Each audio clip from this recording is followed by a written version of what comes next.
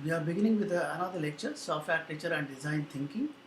And in this lecture, we are going to cover about the software architecture and design thinking, how they are connected with each other. In our last lecture on the introduction to software architecture, we have seen what software architectures do, or we began with understanding, defining the problem with an engineering perspective. We covered the definition of software architecture and talked about building blocks of software as structure of software architecture. Now, before actually working on the problems, let us frame our minds with another concept called design thinking, which will act as a window or goggle through which we will design the solutions of the problems we undertake as a part of software development. We never lose the big picture, the integration and the human perspective in software development. Even though we are working on any sub-problems, that's the power of design thinking. So let us dwell into the world of design thinking. And first of all, we'll see what is design thinking. After that, we will apply this concept into software architecture domain through hard principles. Now, what is the hard principles, and I will talk about that. It's an innovation which this author has done in understanding the design thinking for software architecture, the author of this book from which I have taken this particular lecture. After that, we will see the methodology of application of design thinking actually to software architecture by applying it to real life problems. So let us start. Now, in introduction, there are two important questions we must first keep in mind while following the design process. The first is the feasibility. Is the solution feasible? Is it possible to implement given the state of technology at any point in time? So, whatever may be the state of technology at that point of time, what tools are existing, and what are the constraints on those tools. So, all those things we must take into consideration. And then there next will be viability. Is it likely to become a part of a sustainable business model? Because if it is not viable, or it is not helping us to sustain our business process, then there is a question mark, like whether we are really doing the job correctly or not. And here the software architect's role comes into picture. So let us see that what is design thinking. Now, design thinking is a basically is a creative and analytical approach to problem solving that puts humans at the center of attention. That is called as design thinking.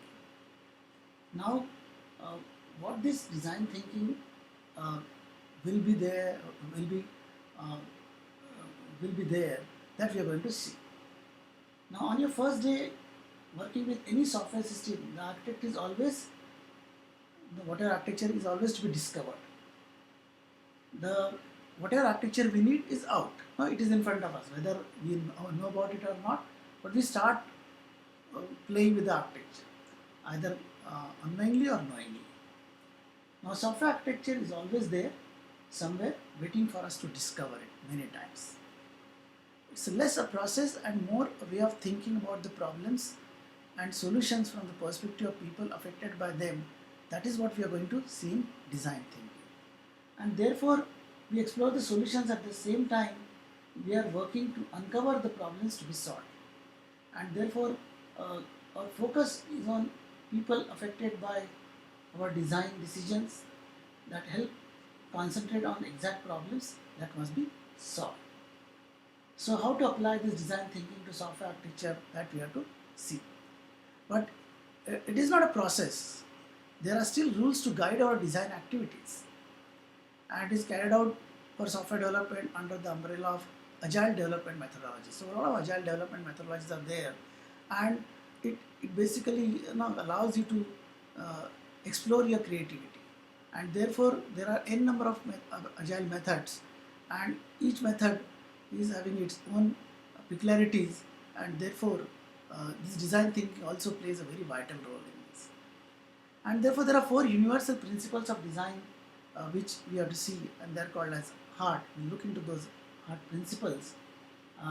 But how to apply design thinking to software architecture is our main concern. And how to use different design mindsets to keep our architecture moving forward, mostly in the right direction. That is what is our purpose. And basically, it is an approach of picking the design mindsets basically. So we want to pick up the mindsets properly.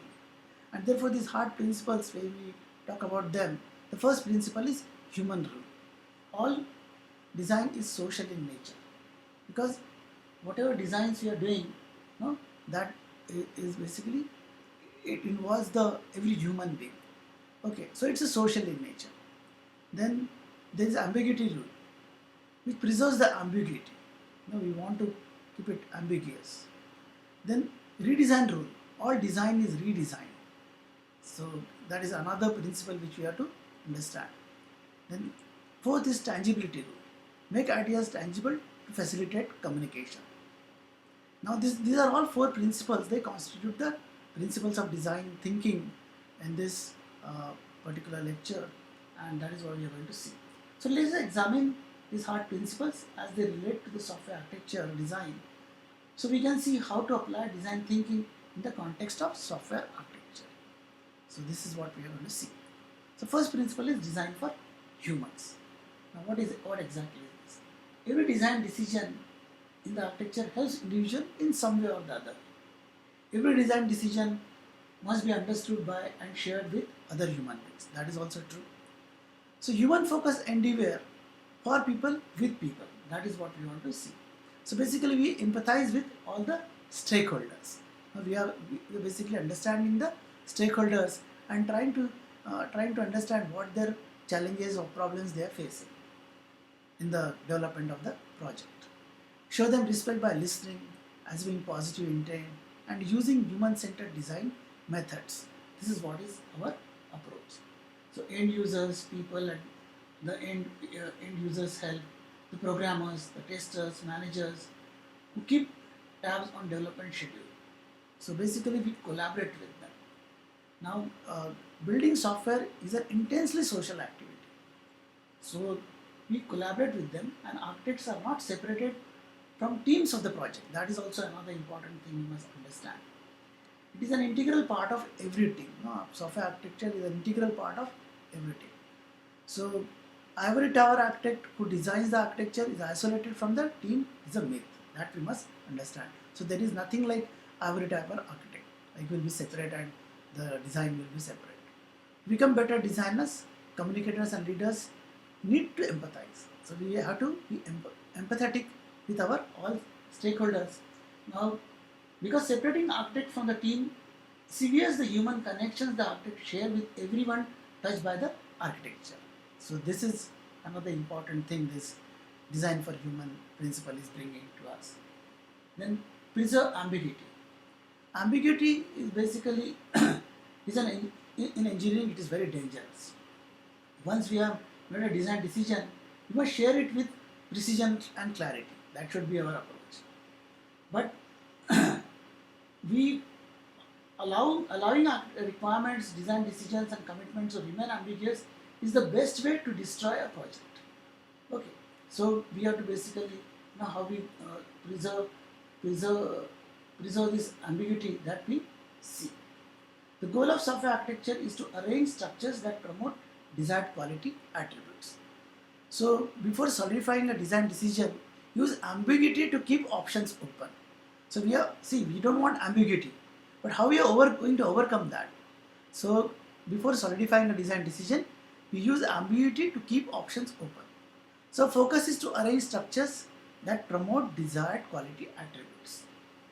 Now architecture minimalism implies that we want to defer binding design decisions for as long as responsible. Now what do we mean by this? We mean that whatever decisions are taken at that instant of time for structures, we are going to bound our work for that moment. Our focus to arrange structures that promote desired quality attributes, that is what is most important here. That is minimalist architecture we will try to find out. That is by Ruth Malan and Dana Bredmeyer in Less is More with Minimalistic Architecture. There they talk about higher priority, quality attributes achieved, reduce risk of promoting those quality attributes, downstream designs to determine all other design decisions.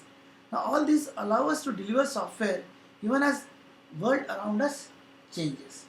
So design decisions that do not directly influence a quality attribute or reduce risk, threatening our ability to deliver software, are more eh, taken care in the detailed design than architecture. So this we must understand. So some things are left with the details of the design, and that is what we mean by preserving the ambiguity. So we are not saying that we are not knowing about the ambiguity. We are knowing about the ambiguity, but we are deliberately postponing it to the detail of the design. That is what we mean by this principle. Then we have got design. Every design is a redesign. Now, as time goes on and as we build more software, our institutional knowledge about how to design great software improves.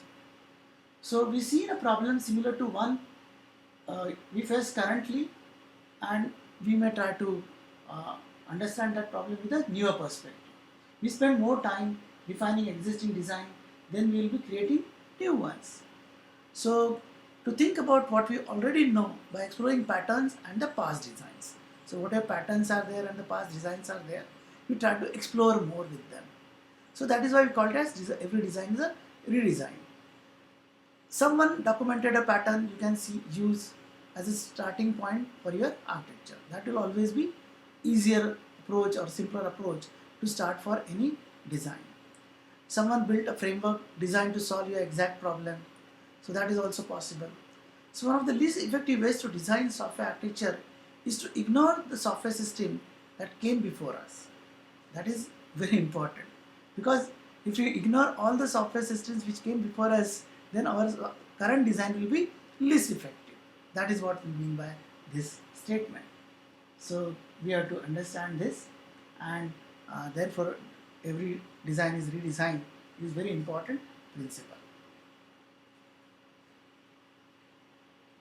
Then make the architecture tangible. What do we mean by this? Now structures in architecture can exist in code. This does not make the architecture any more tangible, because code, as you can see, is abstract, so you won't feel it as tangible. Code is difficult to read and does not make discussion about quality attributes, coarse-grained components, design rationale, or the consequences of our designs, decisions any easier. Okay. Code by itself will not allow anything to happen, or to make it more tangible. So tangibility rule is closely related to the human rule. Now there are many ways to make architecture tangible. One of the best ways, draw it. Make it come alive in a code you write. That makes it alive. You start feeling it. Build prototypes that let people experience structures and quality attributes. So building prototype is another way to making your architecture more tangible. Create simple models that show how some part of the architecture works. So creating a simple model will also help you to understand how architecture is basically flowing in the system. Create relatable metaphors. Whatever stories we can create out of it, the related stories, that also makes it more tangible. We have to basically make our systems visible. That is what is we mean by making the architecture tangible. Act our parts of control flow of the system. Basically, whatever control flow of the system is there, we make them more tangible or more visible so that we can control them. The only way to share an architecture is to make it tangible. Otherwise, we won't be able to share our architecture. Because if I show somebody the architecture and he is not able to understand, that means I am not able to make an impact on that person. And therefore, we have to make this architecture more tangible. Then the hard principles, whatever we have seen earlier, they form the philosophical basis of architecture design approach. These principles guide our decision making and permeate our thinking. These four principles describe why we do things the way we do them. Now that we understand the underlying principles behind design thinking, let us explore how to apply these principles by learning how to select architecture-focused design practices. So that means we are going to adopt a design mindset, a way of thinking about the world, so that we focus our attention on right details at right time. So think about the architecture from perspective of different design mindsets. There are 4 design mindsets. They are understand, explore, make and evaluate. But what is mindset first? That we'll see. Let us learn what it means to embrace each of the 4 design mindsets, and before that we'll try to understand what is a mindset. It is a way of thinking. In other words, a mental inclination or disposition or a frame of mind. So that is what this mindset means. And therefore here these 4 design mindsets, understand, explore, make, evaluate, these 4 mindsets, you can use them in any order. Each design mindset comes with a set of practices. Now these design practices now we'll see further. Now to design architecture, choose a mindset, pick a practice in that mindset, apply the practice to learn something new about the architecture and repeat this process. This is what we have to ultimately do. So what we have to do basically, choose a mindset. Whatever mindset, whether we are understanding it, exploring or evaluating or making the software development work, that we are going to choose. Then pick a practice in that mindset, because each of these mindsets have got their own practices. Understanding has some practices, explore has got some practices, evaluate has got some practices, make has got some practices. So all these practices we'll choose one of them and apply the practice to learn something new about the architecture, and we'll repeat this process. So this is what we are going to do. So what is the first mindset? Is understand the problem. So what do you mean by this? Seek the information from stakeholder and work to describe the problem. This is most important. This basically is much about the requirements as it is about the empathy also, because requirements won't be visible to you unless you become empathetic with the stakeholder. We must learn about the people who will be touched by our system and what they need. So empathetic understanding and what people need, that we must understand. Need to investigate the business goals and quality attributes. That is also very important, because if we don't link these requirements with the business goals and the quality attributes, our architecture won't be that tangible or that visible. And how our team operates, and get a deeper sense of priorities and trade-offs among the design decisions, that also we try to see. So understanding of the problem is very important, and here a lot of people commit mistakes, because most of the students we are trained in programming languages, but when we want to develop some applications using those programming languages, then we need to understand the problem in much larger perspective. We must understand the boundaries of the problem, and here most of the students fail to understand, and therefore this understanding of the problem is very important mindset we must build up in any of the software development projects. Then next mindset is explore ideas. Now in explore ideas, like popular ethos is that design thinking is all about brainstorming and sticky notes. Yes, that is true.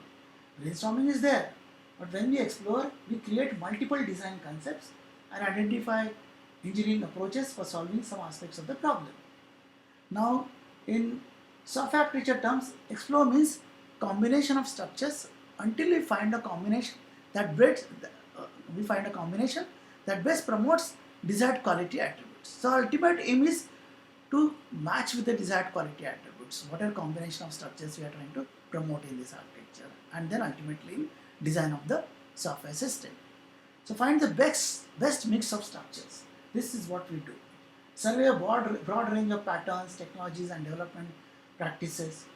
Now when you are planning the architecture, we will spend a lot of time in exploration mindset, but this mindset is also useful when working with stakeholders also, because there a lot of ideas we can also finalize, or we can reshape our ideas while exploring them with the stakeholders also. So this is what we have to basically understand, and this best mix of structure is very important for us, because if the best mix of structure is coming at certain point, we'll make the software more real, and that is what we'll see in the make it real. Now this mindset make it real. In make the architecture tangible slide, we saw ideas are great, but if we can't transfer them from our brain into someone else's brain, then our ideas are useless. So making goes a way beyond box and line diagram. That is very important. Architecture is drawn by box and line diagram, but making goes beyond that. The make mindset is useful for communicating our plans. Now, making ideas real gives us a way to share them, but also provide an opportunity for testing that that idea. And this is very important because right at the beginning we are able to understand the testing conceptualization. Otherwise, in waterfall model, what used to happen is that testing was another step in that, and unless the previous steps are complete, no botheration about testing, and that was really costing too much for the software industry. And therefore, here in Make It Real, we are also getting an opportunity to test the idea. So, make mindset, we turn our design concept into real world artifacts literally. That is why we do that by creating models and by building prototypes, writing documents, crunching numbers, and variety of other approaches. So architecture real as we build the system, for example, by organizing our code so that it's possible to see module structure in the architecture. So this is another way. So it's an excellent way to push our team out of analysis paralysis. Because if too much analysis the team is doing, then when the building time comes, it is totally paralyzed. And therefore, we have to give a break to it. And therefore, this mindset is very useful for making the system real. Right? Then next is evaluate fit. Now this mindset, how this evaluate mindset is basically working. So how do you know that your design decision will solve the problem? When we embrace the evaluate mindset, we determine the fitness of our design decision related to our current understanding. We can evaluate all or parts of architecture, even only a single model, concept or an idea. So anything we can evaluate. We walk through a piece of architecture with a different scenarios. And evaluation is not an all or none proposition. The evaluate mindset comes in handy when we want to verify the plan or build architecture, but this is only beginning. We can also test design decisions directly by running the experiments. Using design mindset requires a process with tight feedback loop so that we can quickly move from one mindset to next mindset. It helps us to inspect everything or anything we make and decide whether that artifact is serving our need or not. And the next we learn how to use simple iterative approach to help us choose and use these design mindsets. So these design mindsets we have seen, now we'll see actually how to try these mindsets. So let us try it. So, but before that, we have some pertinent questions to think about are when we are to when have you worked with people to understand a problem? Did you follow a particular method? Just try to recollect your way of working. Like you might have done some smaller projects in your institution, in your classes or in some subjects. So have you worked with people to understand a problem? How have you collaborated with others to explore ideas and generate alternatives? Now collaboration is very powerful tool. In collaboration, everybody's strength comes into picture. And this strength we have to basically build upon to explore further all the ideas and generate alternatives. So have you collaborated? Looking beyond code, how do the things you make change how you interact with the stakeholders and teammates? Have you done these things consciously? How do you evaluate our designs? What techniques have you used to test solution hypothesis? So this is what is very important. So 4 design mindsets, thinking mindsets reflect how people solve the problems. If we put up these questions, our solving becomes more effective. Without training in design thinking, you have probably used all these mindsets before. But with this training in mindset, your designs become more and more clearer and more. They reflect the ideas of your stakeholders. What are some of the examples of how you embrace each of these mindsets so far in your software development career? Are you aware of such examples? So that you have to basically identify. Okay. You might have developed some smaller projects, some participated in some hackathon or some competitions. So how your approach was. So there you'll be able to understand what kind of design thinking mindsets you applied that uh, unknowingly, if you're not aware of this concept of design thinking earlier. So the simplest method is think, do and check. So how do we basically try to do it? So every day for as long as we work on a software system, we learn interesting things about the software. Every new thing we learn might force the architecture to evolve to reconcile the new information. So how do we take care of this? So design approach with a tight feedback loop will help us to do this. It gives us opportunity to change our mindsets often. And 3 steps in our approach: think, do and check. This iteration, think, act and check, or act or do, whatever you call it as. Now, each iteration focuses on a particular design mindset. So basically we are training our mind for doing any problem. Okay, so that is what is basically we are doing here. For example, engineers raise business goals, quality attributes, trade-offs. All these require thinking inputs. If we don't think about them, then we won't be able to do the things in a better fashion. Then based on these things like engineering trees, business goals, quality attributes, trade-offs, we model or we prepare prototypes or we plan or we list alternatives. And then after that, each of these things are worked out or any of these things are worked out, we check them. We by scenario walkthroughs or affirmative comparisons or direct tests or comprehension check, like integration check, we can say that. So all these are possible after that. So we for us to keep tabs on this ever-changing landscape, we need to do this this approach, think, do and check in a iterative mode, so that our models become more tangible or more workable. So how do we approach this? So iterate to learn. An iteration can be as brief as few minutes or as long as few days also. Sometimes more time is required for in-depth research also. Every iteration follows the same steps through execution and will vary depending on the design mindset we adopt. We prefer shorter cycles over longer ones. That is most important. So iterate to learn. That is another step. Then think. Now what is first thing is think. What do we hope to learn? What questions do we need answered? What are our top risks? So we try to think about it. Thinking involves creating a plan to learn what we need to answer specific questions or reduce risk.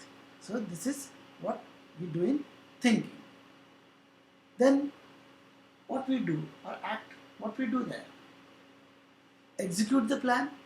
That is most important, because plan has to be executed, and create something tangible that quickly and cheaply uncovers information needed to check our thinking and share our ideas.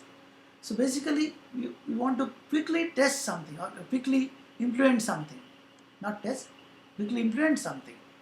So this is what in do part of iteration we do.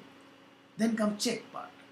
We critically examine what we accomplished during the do state so that we can decide our next move, and the insights coming out of check state tell us what to do next, and then we go back to the think step again and repeat it. So this is how this iteration, think, do, check, it floats. Okay, and software system is never finished, it is only release. So this is very important to understand. Since software is never done, our design approach has no end. Anytime you need to revisit some aspects of the architecture, whether it is to evolve an existing design or create something new, same approach applies. Think, do, check. Now what we have to do is that adopt these mindsets. We can adopt these mindsets. Now what will be their order and all, we'll try to learn about that. So first we must understand that we can adopt this mindset in any order. Think of 4 design mindsets like 4 toolboxes. The design mindsets we have seen like 4 design toolboxes, each containing tools tuned for a particular type of design work. When the need arises, embrace the mindset required to learn more about the world or reduce a risk. Mindset shift frequently and quickly. That is also very important. So, during a single conversation, we might change the mindset several times. So, understand mindset, focus on stakeholders' needs and how to specify those needs as requirements. Explore mindset, brainstorm ways to solve the problem as we understand it by looking at patterns, technology, and other solutions.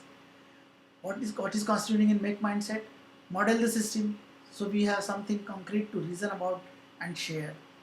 Evaluate mindset, put our models and requirements to test. So we should create situations that force participants to adopt new mindsets so that we can arrive at a desirable outcome. So our ultimate aim is to arrive at desirable outcome. So we should be able to visualize our outcomes in this manner. So make, evaluate, understand, explore. These were the 4 mindsets we had seen earlier, and in this what we are seeing is that make prototypes of models, or in evaluate we see prototypes and business goals and quality attributes. We demonstrate them. We by employing or exploring pattern, technology and solutions, we promote the business goals and quality attributes. So all these things, they go on and go on in iterative fashion, and that is how we achieve our desired goals. Experienced architects are often unaware of that they attack the architecture from varying perspectives because they are doing it more naturally now. They fly by instinct and adopt different mindsets intuitively, and thanks to the years of practice, because they don't say that I am now evaluating or I am understanding or I am making or I am exploring. They just transfer themselves from one mindset to the other mindset. Awareness of 4 design mindsets gives us new technique for getting out of rut in software development. If you get stuck, choose a new mindset to get yourself unstuck. So basically, initially you will be artificially feeling about these mindsets, but as you progress in the working of software development, they'll become natural in your personality, and this is what we have to learn. Okay, so we have to basically look at these mindsets from this angle, that we have to become ultimately, they should become part and parcel of our developmental knowledge bank within our personality or within our minds. Okay, now plot your courses. Think, do, check, and mindset in action. So we'll take one example. In this example, say a stakeholder just gave us new constraints. Now this increases the risk that the architecture will be unable to satisfy the performance requirements. Whatever may be performance requirements, we won't go into details of that, but how we are going to explore that, or how we are going to see this in this iteration. So think mindset will come into picture, and this think will basically or this think part of our iteration. No system performance is important, but we don't know what it means to have good performance. Since we need information about the problem, let us adopt the understand mindset. So in think portion, what we are thinking is that we are applying understand mindset. Looking through some practices, we decide to capture quality attribute scenario, and then we apply do. Now this do approach, what it will do, we brainstorm some performance scenarios and record them in a document, and then in check part of iteration, what we do, the team and the stakeholders review the scenarios, and provide the feedback. So this is the first iteration. And in this, the mindset was understand. We are understanding the system. So for understanding the system, we uh, we thought about its importance, system performance, its importance, what is good performance. We tried to understand that, and then we decided to capture some quality attribute scenarios for that, and then we in do part we brainstorm some performance scenarios and record them, and then check part uh, we review the scenarios and provide a feedback. So we have basically made a dress rehearsal of that scenarios. So this is the first iteration. Okay, in the next iteration, what we do again, think part. What is based on what we learned, the new risk arises, and now what we have to apply again, think part. Since we need to verify our decisions promote a specific quality attribute, let us adopt evaluate mindset, because we want to evaluate it now whether that approach or decision is really promoting a specific quality attribute or not. We plan an experiment so that we can directly test the constraints impact on the performance. So we are directly going to testing part also. Then what we do, we write some simple scripts to drive the existing part of the software system and collect data, and we run the experiment. So do part also is over here. Then check part. With data in hand, we examine the results and conclude that new constraint negatively impacts the performance, but only by few hundred milliseconds. Let us say this example. So again, in the second iteration, what we adopted a mindset, we adopted evaluate mindset. In the first part, we adopted understand mindset. Next part, we adopted evaluate mindset, and we apply this iterative approach, think, do, check, and we came out with this answer. Now, can we achieve performance quality attribute scenario given new constraint? That's the question, and the answer is in front of us. Now, it's our decision or the stakeholders' decision whether we can go ahead with the whatever quality attribute or designs the performance measure we want to adopt for that particular system from that decision or not. Okay. Now, third iteration. What is the third iteration we can think about? Here we think that we have done a thorough job, but performance is very funny. Hurting performance might not be a big deal until it degrades too much, and therefore we need to share these results with our stakeholders and discuss the implications of new constraint. And therefore, since in thinking part here in this iteration, since making ideas tangible facilitate communication, we'll adopt the make mindset and create a simple prototype. We want stakeholders to experience the impact of new constraint. Only graphs are not enough, so we want to show them actually. Then what we do, we develop a throwaway prototype that demonstrates the application workflow and then simulates the different assumptions about the performance. So do part is also over. In the check part, we give the prototype to our stakeholders and explain why the performance of that system was impacted. Whatever we understood earlier, we explain them that. On paper, few hundred milliseconds is tiny, but experiencing the slowdown firsthand shows that this dip in performance isn't acceptable, or maybe acceptable or whatever. So whatever decision comes out there, but we have demonstrated that, and that is very important. So the prototype helped our stakeholders learn something about the problem nobody knew was important until now, and therefore this iteration is very valuable.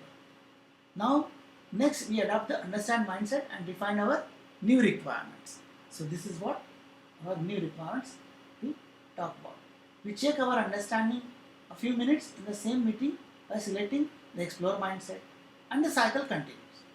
The think, do, check cycle is extremely flexible. How you use it depends on complexity and size of the system, your team size and skills, and your experience with having simultaneous design initiatives in flight. So this is what we have seen so far. So we have tried to understand the 4 design mindsets and how to apply them by using the iteration.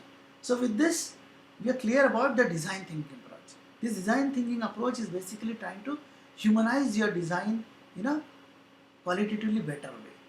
Now what we are going to see is the relationship of architecture with design thinking actually, in actual practice, how this relationship is established.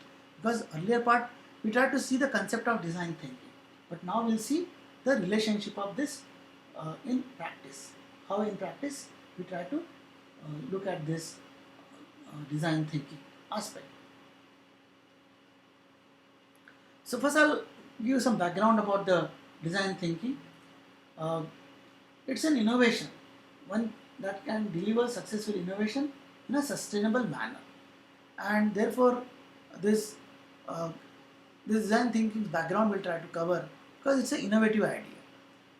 The phrase design thinking was popularized by David Kelly, the founder and CEO of IDEO Company, a global design company. He worked extensively with Apple and other major organizations, and he delivered key innovations in human-centered design. So his whole approach was towards human-centered design. He designed the mouse that was used in the earliest Macintosh computers in the mid 1980s and recognized design as a process and described it as a iterative human-centric activity. So that was his contribution. So in earlier part we saw that think, do, check approach. So all that iteration, it is because of this David Kelly contribution. Foundations of design thinking can be traced back to a book by economists, cognitive scientists and computer scientists and a Nobel laureate. Also he got a Turing Award also. His name is Herbert Simon. In his book, The Sciences of Artificial, and that was published in the year 1969. And this book gave the first ideas about this design thinking approach. Okay, so what constitutes this design thinking process, that we'll see now. Okay, so what we have seen in the earlier slides is one form of design thinking applied in software development with respect to software architecture and further development steps. Okay, at its core, the design process now encompasses some steps. Now, any design process, this process is basically having empathize is one important aspect of it. Put yourself in user's shoes and identify needs and problems.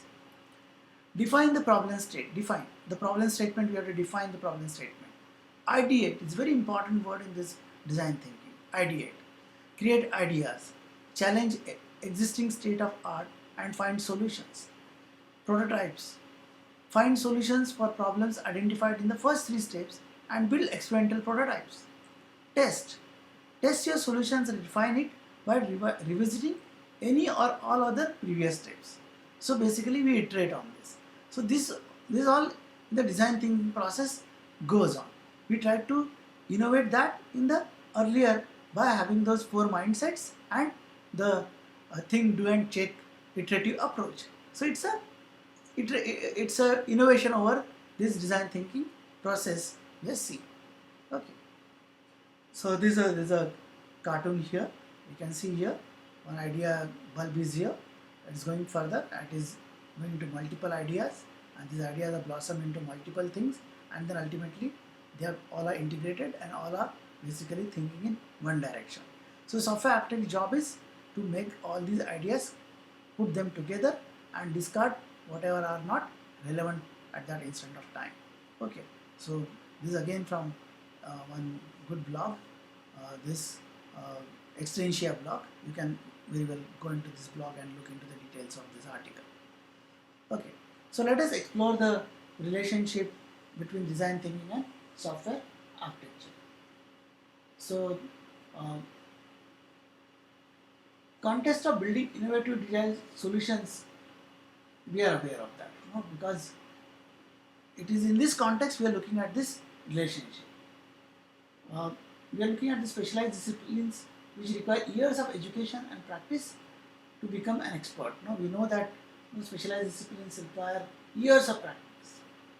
Okay, so software architecture is also one such discipline, and design thinking is also another discipline. Now both we want to bring together, and therefore it is going to require good practice on our part. But we must start its application right at the start of a career or even student days itself. Agile methodologies are there. Their internal software architecture and design problems can be solved using the process defined above, whatever process we have defined above for design thinking, we can apply that to agile methodology. And software architecture relates with the design thinking. We have seen those feasibility aspect and the viability aspect. Is the solution feasible given the state of technology at any point of time? Viability, is it likely to become a part of a sustainable business model? Now, assessing the feasibility of solutions that are being considered during the ideation phase is important step. And this is what we see in ideation phase. Like we assess the feasibility of the solution, and then uh, another aspect of it is that that helps design teams to fail fast with ideas and solutions. So we want to overcome those ideas. Just like Thomas Edison, he wanted to discard all those filaments which were not at all good conductors of electricity. So he was doing it very fast. He was never tired of that, and that is what we are, similar approach we are following in the design thinking with the software architecture. And now applying this to solve problems in areas beyond product and service design is uh, is what we are going to do in this relationship identification, and successfully used to define as well as refine corporate and marketing strategies in addition to problem solving in general. Okay, so this relationship is not just problem solving but also successfully refine the corporate and the marketing strategies. So business goals are to be reoriented, marketing strategies are to be replanned. So this architecture and all help a lot towards that. Design thinking needs to be supplemented by support from software architecture teams for favorable outcomes. And eliminating these fruitless prototype solutions uh, that are not feasible given the contemporary state of technology. Okay, so that is another important step. So we want to eliminate certain fruitless prototype solutions, because we should not feel that we have not tried that prototype at later stage. Help the design team fail fast. We have seen that with the ideas and solutions that can be supported by software development, using the tools and techniques available to the engineering teams in the present or in the near context. And this is what is we mean in this particular exercise. And in viability, what we see is that we ascertain the viability or possibility of sustainable success of digital solution by assessing the scalability of the proposed solution. We effectively address by experienced software architects the design process. We address by them. It is possible that solution or an idea is extremely innovative and has potential to improve the user's experience by an order of magnitude. Okay, but if the quality of the experience deteriorates as more and more users start using the system, the long-term sustainability of the solution becomes questionable. Then software architects can assess an additional aspect of the idea generated out of the design thinking process, and that is testability. We have seen that in that iteration. Assessing the testability of an idea is a non-trivial problem. It's a difficult, especially in the context of digital solution. It's not all that easy. If an idea is not testable, and if it is too expensive to test, or if the test results are hard to quantify, then such ideas must not be passed on to prototyping stage themselves. So keeping in line with the principle of failing past. So basically we are trying to fail the past. So basically testability, like all ideas generated by the process, must be testable. And if an idea is not testable, again I repeat, if it is too expensive to test or if test results are too hard to quantify, then such ideas must not be passed on to prototype stage. Solutions not likely to succeed must be discarded at the earliest. That is what we have to learn in this. Okay. Practical effects of this relationship. Involvement of software architects in the design process can contribute significantly towards the assessment of the feasibility and viability of the design.